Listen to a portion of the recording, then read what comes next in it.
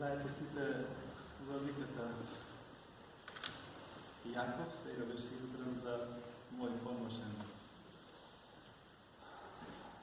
епископ.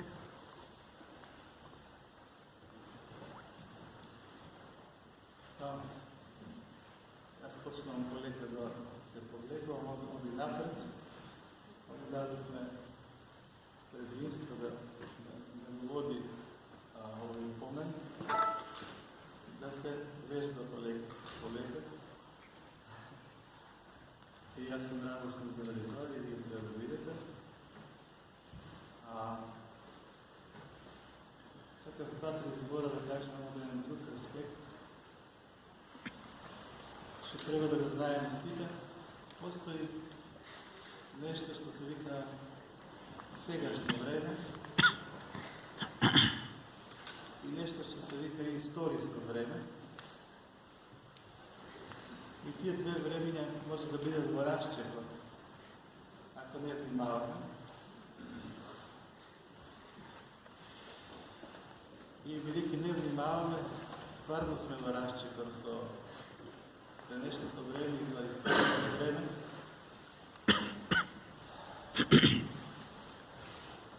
Еден од доказите дека сме во расчепот е тоа што денеска немаме овде владика од Бугарската православна црква, што мене лично многу ми недостасува. Например, го имаме Дебет Герасим меѓу нас, на кого му славиме 100 годишен спомен од неговото упокојување. Во време во кое сме били едно, а сега некој друго време дојде во кое не сме едно, заради разни политички, што ја знам какви, а пред се гјаволски интервенции. Тоа што ние растевме во едно време каде што ни кажуваат дека бугарите ни се најголеми непријатели. И ние тоа треба време да го ставиме позади нас. И нашите деца во училиштата треба да знаат дека не ни се најголеми непријатели, туку ни се најголеми пријатели и браќа.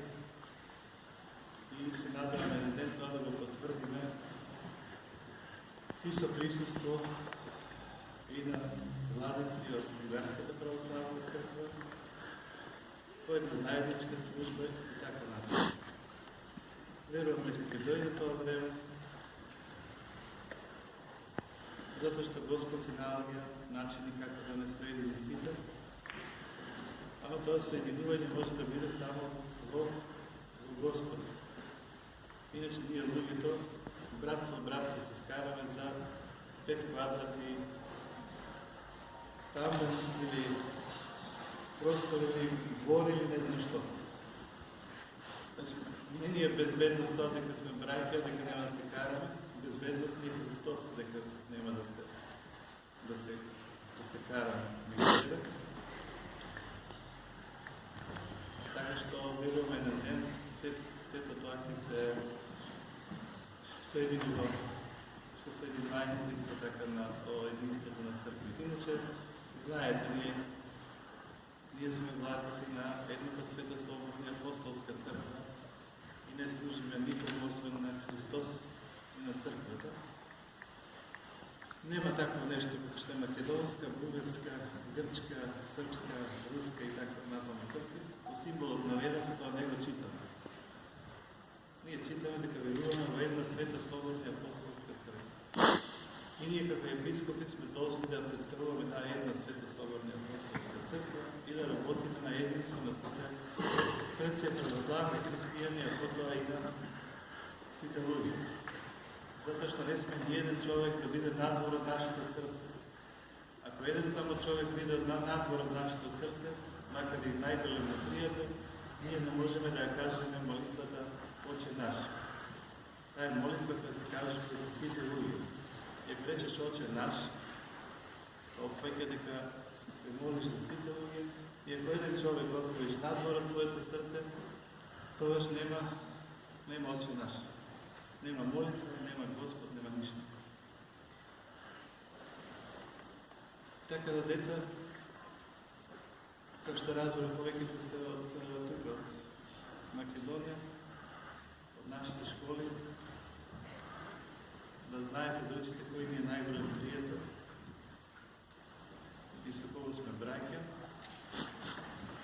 Но и гостите што се дојдени од Бугарија, мислам дека веќе знаете, сите се чувствувате овде во Струмица посебно, како дома. И тоа се да се го задржите. Па се надевам да се гледали не должен много во разни и заубави настани прилики. И ова е убав настан. Не е жален, од Христа сите се ние живи. Мртви се само ние што се надвор од Христос. А од Христос сите се живи и упокоени и сега што живееме, сите сме живи од Христос. А и тие што се живи надвор од Христос се остави мртви души. А телата се си умрли во своје време. Голем благослов на сите. Благодарам што дојдохте да се сетиме на неколку исторични герои, нашиот патриот. Без тој овде да работа и да се го положи за својот живот, со сите маки што ги претрпел, и ние не би можеле сега да стоиме овде и треба да сме благодарни за тоа. Нека му е вечен спомен. Амин.